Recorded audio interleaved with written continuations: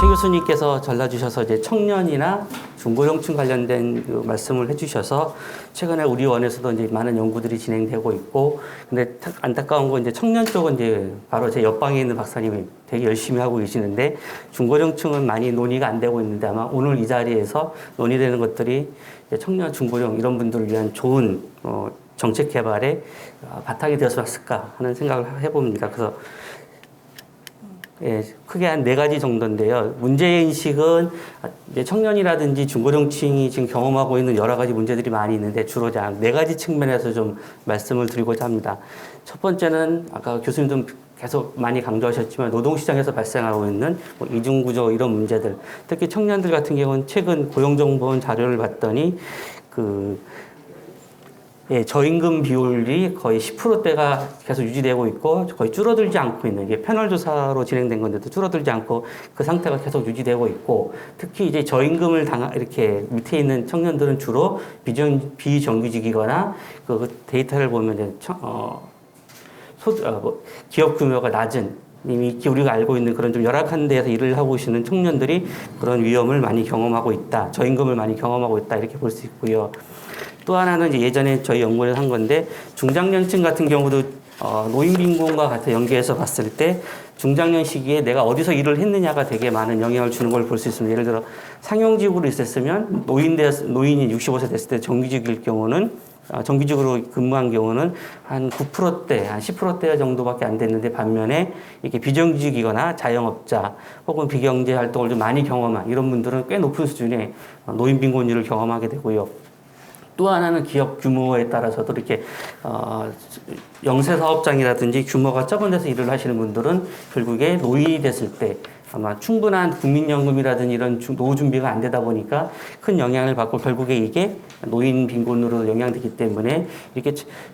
불안정한 노동시장에 있는 이런 분들을 어떻게 우리가 지원해 줄 것이냐, 이게 또 주요한 문제다 이렇게 볼 수 있습니다. 또 하나는 자료를 보다 보면 청년이라든지 중고령층에서 또 많이 부담을 느끼고 있는 것들이 주거 문제입니다만, 현 정부 들어서도 이제 주거가 상당히 많은 영향을 주고 있는데요. 보시다시피 최근에 이제 월세 가구를 살고 있는 청년들이 이제 많이 늘어나고 있고, 또 하나 이제 주거 실태 조사를 보면 저 마지막 부분은 이제 빈곤층이라든지 저소득층인데, 청년들이 또 최저주거 기준 이하에 살고 있는 경우도 거의 빈곤층과 유사하게 꽤 많이 나타나고 있기 때문에 이렇게 좀 열악한 주거 상황에 있는 청년이라든지 이런 분들을 어떻게 도와줄 것이냐, 이런 것도 또 주요한 화두다 이렇게 볼 수 있습니다. 특히 아까 말씀드린 대로 이게 좀 최근에 이 월세 가구들이 2000년대 중반에는 한 15%에서 17%밖에 없었지만 지금은 거의 이제 20%를 넘어갈 정도로, 이렇게 월세 가구가 늘어난다는 의미는 이제 뭐 월세에 대한 부담들이 늘어나고 있다 이렇게 볼 수 있고, 반면에 지금 정부가 이제 대표적으로 지원해주고 있는 제도는 주거급여인데, 주거급여는 이제 내년에나 이제 기준주기로서 46%까지 올라가기 때문에 상당히 제한적이다 이렇게 볼 수 있고요. 근데 이게 또 어저께 복지부 가서 들은 얘기인데 약간의 또 양가 감정이 생기는 게, 최근에 복지부와 국토교통부가 청년을 위해서 주거급여를 상당히 많이 이제 늘렸습니다. 그러다 보니까 많은 청년들한테 이렇게 월세 부담이 있는 청년들이 부담을 좀 줄일 수 있는 이제 긍정적 효과도 있는데, 반면에 이제 또 이렇게 그 제도를 알고 있는 일부 청년들이 수급주로 신청하면서 수급비와 주거비를 받아보니까 받는 게 이제 이렇게 소문이 나면서 어느 대학 기숙사에 있는 모든 청년들이 수급자가 돼버리는, 이런 또 약간의 이제 양가 감정 이런 것들이 있기 때문에 늘려긴 늘려야 되는데 이제 어떤 식으로 늘릴 것이냐는 이런 제도적인 고민도 좀 같이 필요하다 이렇게 볼 수 있습니다. 최근에 이제 정부가 여러 가지 이제 주거 정책을 많이 했지만 지금 복지부와 같이 한번 실태 조사를 한 바가 있는데, 국민들이 가장 원하는 거는 지금 이게 부동산 시장 안정, 부동산 지원 이렇게 나타나고 있듯이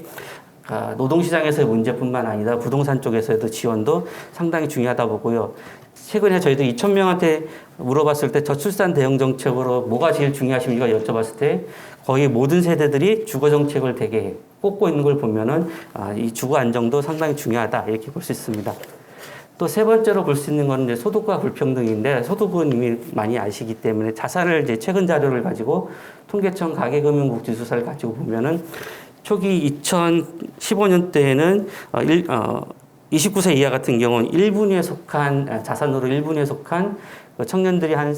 47.5% 정도였다 그러면 최근 2020년에는 이것이 53%로 늘어서 지금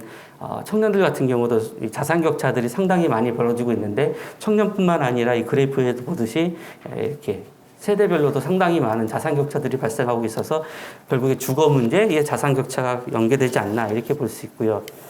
마지막으로 이제 요즘 세대가 많이 갖고 있는 것들이 정서적인 문제, 정신적 문제라고 볼 수 있고요. 특히 이제 고독사라든지 자살률 이런 것들을 보는데 그나마 이제 정부가 많은 노력을 해서 노인 자살률은 상당히 많이 이제 줄어들고 있는 반면에 맨 하단에 있는 것처럼 청년 이런 분들에 대한 자살률은 오히려 반대로 늘어나고 있고 최근 코로나로 이후에 이제 돌봄 부담이나 여러 가지 직장에서의 문제 이런 것들 때문에 특히 여성분들이 여성 청년들이 많이 이제 안 좋은 경험들 많이 하고 있는 것 같고요. 그 다음에 최근에 또 복지부가 이제 정신건강 관련한 자료를 이제 매년 이제 조사하고 있는데 우울 변화 같은 것들을 살펴봤을 때도 가장 최근에 많이 늘어나는 것들이 청년이고 그 다음에 중고령층 이런 것들을 봤을 때는 이런 정서적인 지원까지도 같이 필요하다 이렇게 볼 수 있습니다. 이렇게 네 가지를 같이 말씀드린 이유가 지금 주로 이제 정책들이 많이 나오는 것들은 소득 중심의 이렇게 지원 체계라든지 고용 시장에서의 지원 체계라든지 이런 것들이 많이 말씀하시지만 실질적으로 그 두 개만으로는 안 되고 근데 통합적이고 이렇게 정서적인 까지 서비스까지도 다 포함하는 이런 것들이 필요하다 보고요. 실제로 저희들이 실태 조사를 해보면 국민들이 원하는 것들은 이제 경제적 지원이라든지 세대별로는 취업 혹은 노후 생활 이렇게 다양한 것들을 욕구들을 이제 보여주고 계시고 세대별로 차이가 나고 있는데 우리의 정책들이 세대별로 차이가 나고 있는 정책 욕구들을 충분히 이렇게 맞아서 맞춤형으로 지금 잘 진행을 했을까 했을 때는 많이 부족하다 이런 것들을 느낄 수 있고요. 이 그림을 그린 이유는 사회보장기본법에서는 소득뿐만 아니라 이런 서비스까지도 다 포함해서 지원해주자 이런 것들을 이제 강조하고 있는데 지금 정책이라든지 많은 연구자들이 하시는 부분은 서비스와 소득이 같이 가야에도 불구하고 소득하시는 분은 소득만 강조하시고 고용하시는 분들은 고용만 강조하고 또 서비스 하시는 분들은 우선은 아동 노인 혹은 여성 이렇게 한부모가고 이런 분들이 중요하기 때문에 지금 아까 최 교수님도 말씀하신 노동시장에서 발생하고 있는 여러 가지 서비스 부족 문제, 교육 문제 이런 것들은 많이 관심을 안 두고 있기 때문에 아마 개인적으로 바라는 건 차기 정부에서는 소득보장 체계도 개편도 필요하지만 서비스를 어떻게 이제 연계할 것이냐, 특히 복지부와 고용부가 이 서비스 연계를 어떻게 할 것이냐 이런 것들이 상당히 좀 중요하지 않나 이렇게 해서 이 그림을 넣었습니다. 현재 그래서 이거 말씀드릴 게 현재 정부가 그럼 이분들을 청년 고령층을 위해 하는 여러 가지 다양한 제도들이 있는데 과연 이것들이 의미 있게 작동을 하고 있는가 봤을 때는 보시다시피 첫 번째 써 있듯이 18세부터 64세 이분들은 우리나라 국민들이 기본적으로 생각하시는 게 근로연령층이고 건강한데 왜 국가가 도와줘야 되느냐 이렇게 말씀들을 많이 하시지만 실제로 이분들도 상당히 어려운 분들도 많이 있고 이번 코로나로 인해서도 이제 자영업자 이런 분들은 많은 피해를 받았음에도 불구하고 아직은 상당히 사각지대에 놓여 있다 이렇게 볼 수 있고요. 대표적으로 이제 실업자라든지 장기 실업자라든지 영세자영자 이런 분들 돕기에 도입된 국민취업지원제도가 올해부터 시작되고 있지만 이거 역시 수급 대상이라든지 급여 요건 그리고 외국의 제도에서 갖고 있지 않은 2년 이내에 일정 시간에 노동시장에 참여해야 되는 경험이 있다 이런 것들이 상당히 제약으로 나오기 때문에 실제로 사각지대에 계신 노동시장 사각지대에 계신 그런 분들이 지원을 받기는 좀 어렵다 이렇게 볼 수 있고요. 또 하나는 이제 좀 아픈 마음이긴 하지만 현 정부 들어왔을 때 그 정책기획위원회라든지 소득주도 성장위원회라든지 이런 쪽에서는 이제는 이제 복지정책, 사회보장 이런 표현보다는 사회정책을 강화해야 된다. 그래서 모든 것을 아울러서 국민 삶을 높이는 쪽으로 방향을 잡아야 된다 해서 강력하게 추진한 바가 있습니다. 그게 2018년에도 있었고 2019년에도 있었는데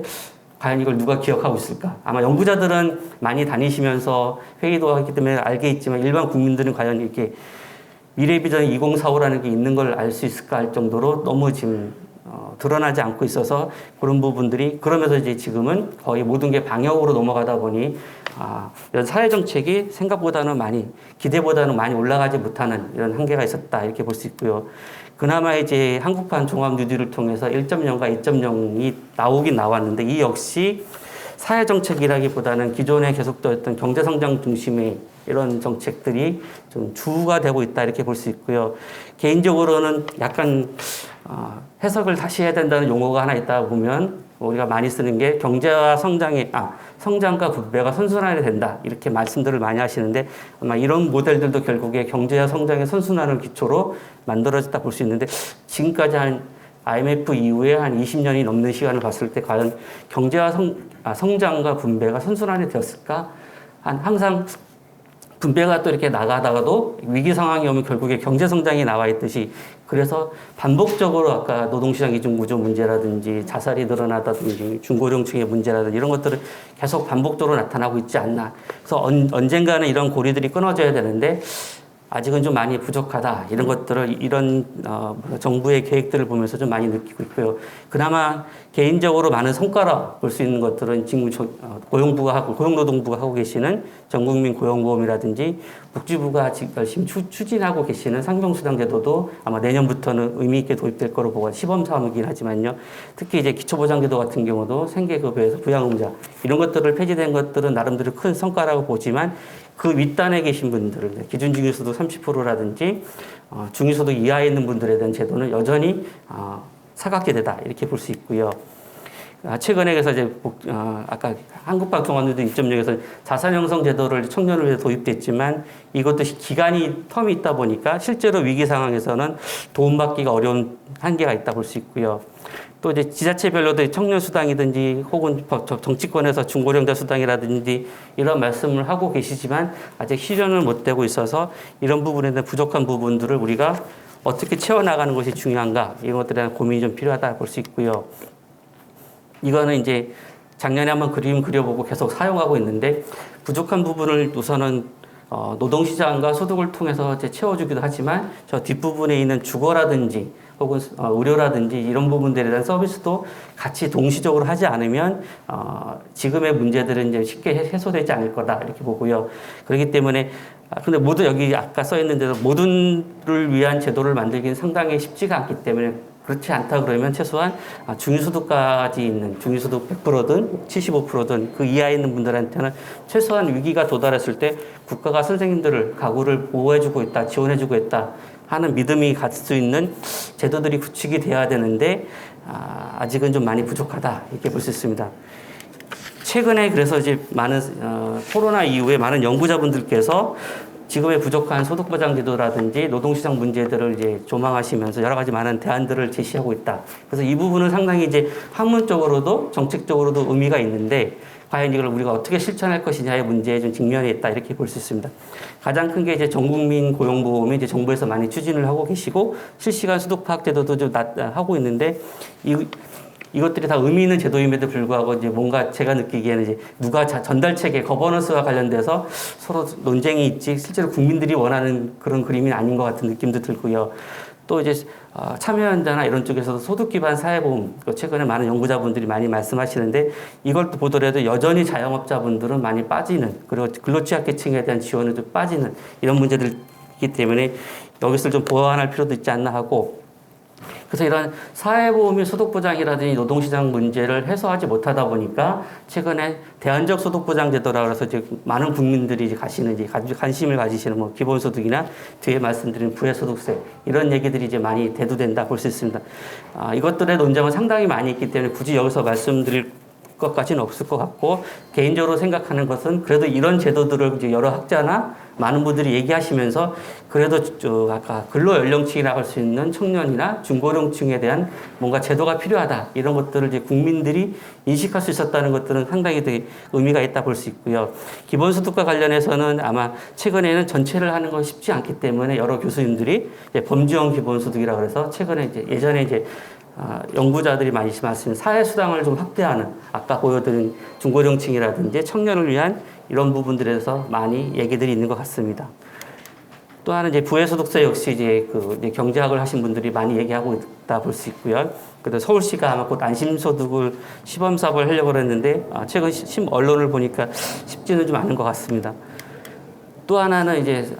정책기획위원회라든지 소득주도 성장위원회 이런 쪽에서 이제 아까 기본소득이라든지 그 부의소득세 같은 경우는 기준선을 어떻게 설정하느냐에 따라서 상당한 많은 재원들이 소요되고 혹은 또 반대로 일정 선 이상에서는 또 세금을 내야 되는데 이런 세금 역시 국민 정서상 쉽지 않다. 그러면 그거 말고 도입될 수 있는 제도들이 뭘까 해서 지금 최근에 MIS에서 최저소득보장 제도가 있는데 이건 기존 제도들을 좀 확대하면서 부족한 부분은 채우는 식으로 이제 많이 말씀들을 하고 계신 것 같습니다. 그 대표적인 게 기초생활보장제도 생계급여선을 좀 올리고 지금 국세청에서 하고 있는 기재부와 국세청이 하고 있는 근로장려세제를 확대하고 거기에 이제 일부는 이제 NIT까지 붙이는 상당히 이제 복잡한 제도이긴 하지만 그렇더라도 이제 기존 제도의 틀을 유지한다는 의미에서는 나름대로 좀 이렇게 우리가 같이 공부해 보면서 검토해 볼 필요는 있지 않나 이렇게 볼 수 있고요. 그래서 개인적으로는 그래서 밖에서 이제 여러 교수님들이라든지 연구기관들에서 말씀하시는 것들 다 들으면서 최근에 생각한 거는 다 좋지만 우선은 실행할 수 있는 제도들이 필요하다. 그리고 또 너무 많은 재원들이 들어가는 것들은 시간이 소요되고 국민적 합의도 쉽지 않다. 이렇게 봤을 때 할 수 있는 것부터 찬찬히 해나갈 필요가 있다 해서 개인적으로 생각한 거는 이렇게 소득과 고용, 돌봄이라는 것, 서비스 이런 부분이 같이 가야 되지 않나. 그리고 주거라는 것들도 여기서 기본으로 해서 같이 추가해야 되지 않나 보고요. 먼저 소득과 고용 쪽에서 이제 고민하는 것들은 1층이라고 할 수 있는 것들은 이제 기초생활보장제도에서 이미 이제 생계급여는 부양의무자 기준이 이제 폐지가 됐기 때문에 이론적으로는 최소한 1층에 있는 아주 빈곤층은 기초보장제도로 보호가 가능하다 그러면 기준중위소득 30%를 넘어서는 30에서 50이거나 30에서 100% 사이에 있는 이런 분들은 실업이라든지 혹은 휴폐업 됐을 때 가지고 있는 건 집 이거 하나밖에 없거나 사업장밖에 없는데 이분들은 소득이 없기 때문에 그분들에 대한 소득이라든지 뭐 기타 그 가족이라 그러면 자녀를 위한 서비스 같은 경우는 돌봄 보장들이 최소한 30에서 100% 사이에는 뭔가 들어가야 되지 않나 이렇게 생각하고요. 현재 근데 국가가 운영하지 않고 있는 건 아니에요. 여기 이 사이에도 지금 복지부가 긴급복지지원제도를 운영하고 있고 고용노동부는 아까 말씀드린 국민취업지원제도를 통해서 하고 있지만 우선 두 제도가 서로 따로 놀고 그리고 대상 선발할 수 있는 대상자가 너무 제한적이기 때문에 이런 부분들을 좀 확대할 필요가 있지 않나 해서 이렇게 말씀을 드리는 거고요. 그래서 우선적으로는 노동시장 같은 경우는 아까 임금이라든지 아니 고용 지위라든지 내가 어디서 일하느냐에 따라 너무나 차이가 나는 것들을 최소한 줄여야 되지 않냐. 이렇게 동일노동 동일임금이라든지 그리고 이제 기업 규모별로 차이가 우리나라는 너무 많이 차이가 나기 때문에 그 부분을 어떻게 줄여줄 것이냐가 좀 우선적으로 필요하다 보고요. 또 돌봄 쪽에서는 주거라든지 그 가족들을 위한 지원 서비스들이 같이 가야 된다 볼 수 있습니다. 아무리 내가 일을 한다 그래도 주거가 불안정하면 또 멀리 왔다 갔다 하다 보면 이제 가족 간의 관계라든지 그 일의 안정성이 흐트러질 수도 있기 때문에 이런 고용과 주거가 같이 갈 수 있는 문제들이 필요하고 특히 최근에는 코로나1로 인해서 직장만 온 이런 분들은 돌봄에 대한 부담도 상당히 커지고 있기 때문에 그런 것들이 같이 연계해서 좀 지원이 되었으면 어떨까 이렇게 생각을 해봤고요. 그래서 한번 생각해 본 게 30에서 중위소득을 기준으로 30에서 100% 정도 사이에 있는 분들을 어떻게 도와줄 것이냐 했을 때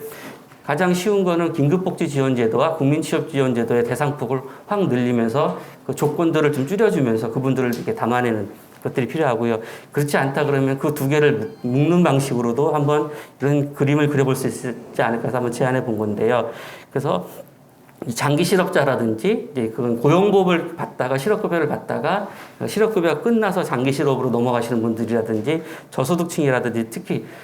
국민취업지원제도 같은 경우는 고용시장 참여 경험이 필요한데 그런 걸로 인한 청년층이라든지 그런 분들이 이제 사각지대에 빠지는 것들을 빼기 위해서 그런 제도들을 취업 경험 같은 걸 없애면서 이런 분들을 대상으로 좀 지원을 하는 것들이 필요하다 보고 또 이게 부의소득세가 약간의 이제 지적을 받는 것들이 개인 단위로 갔을 경우에는 그 고소득층의 자녀들이 일을 했을 경우에 나타날 수 있는 이제 공정성의 문제들도 같이 나타나기 때문에 이런 제도 같은 경우는 개인을 우선 평가하지만 그 가구는 가구 단위로서 지원 체계를 만들어서 좀 이렇게 공정 문제들도 해결하는 이런 방안으로 갔으면 어떨까 하고요. 그래서 대상은 아마 75%든 100으로 하고 아까 말씀드린 대로 폐업을 하거나 실업을 하게 되면 소득은 제로로 확 떨어지지만 최소한 이분들은 자기 자산을 가지고 있기 때문에 주거를 가지고 있기 때문에 최소한 국가가 정한 뭐 최저 주거 기준이라든지 그 지역에서 정한 주거의 평균 주거 수준까지는 그건 인정해주면서 그 나머지 부분에 대해서만 이제 재산으로 환산한다든지 하고 소득은 이럴 때 소득도 아마 이 외국의 실업부조라든지 다른 제도들을 보면 많은 금액을 주는 게 아니라 공공부조순의 금액을 들이면서 최소한 생계를 유지할 수 있도록 해주기 때문에 그런 정도의 이제 이렇게 급여를 지급하고 그다음에 조건을 상당히 강화한 이 조건 강화는 지금 국민취업지원제도에서도 동일하게 운영하고 있기 때문에 그런 부분들을 좀 명기하는 게 어떨까 해서 한번 이런 제안을 해봤고요. 궁극적으로 지금 아까 이런 걸 말씀드린 이유는 아까 앞에 있는 기본소득이라든지 부의소득세, 최저소득보장제도라는 게 기존의 소득보장 틀이라든지 노동시장 틀을 너무 크게 변동을 강하게 하기 때문에 아마 그런 것들이 단기간에 이루어질 수는 없기 때문에 아마 그런 게 장기 과제라 그러면 단기적인 측면에서는 이런 제도라든지 아까 말씀드린 긴급복지라든지 아니면 국민취업지원제도라든지 이런 것들이 좀 확대되면서 지금 코로나로 위기에 빠진 이런 노동시장에 있는 중장년층이나 청년층 이런 분들을 위한 도움이 필요하지 않나 이렇게 생각해서 한번 제안을 드렸던 것들이고요.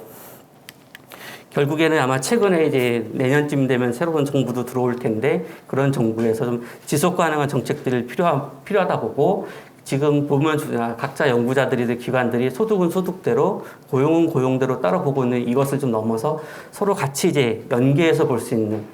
아까 긴급복지와 국민취업을 계속 말씀드린 이유가 이게 고용부는 고용부대로 가고 있고 복지부는 복지부대로 같이 가면서 그 보도자료들을 보시면 말미에는 항상 그런 게 써 있습니다. 우리는 복지와 고용이 잘 연계되고 있다고. 근데 과연 진짜 연계되고 있을까? 이런 것들을 느끼면서 이런 연계성을 좀 강화하는 이런 부분들이 필요하다고 보고요. 그래서 결국에는 최근에 저희들이 조사한 자료 작년의 만족도와 올해 만족도를 봤을 때 노인을 빼고는 대부분의 큰 폭으로 감소하고 있고 여전히 국민의 행복도는 떨어지고 있기 때문에 이렇게 평가를 하고 이렇게 말을 하기보다는 다음 정부에서는 좀 청년이라든지 중고령층이라든지 실제로 위기 상황에 있는 이런 가구나 개인을 위한 대안들이 좀 실질적으로 좀 운영이 되었으면 어떨까 하고 한번 제안을 드려봤습니다. 이상입니다.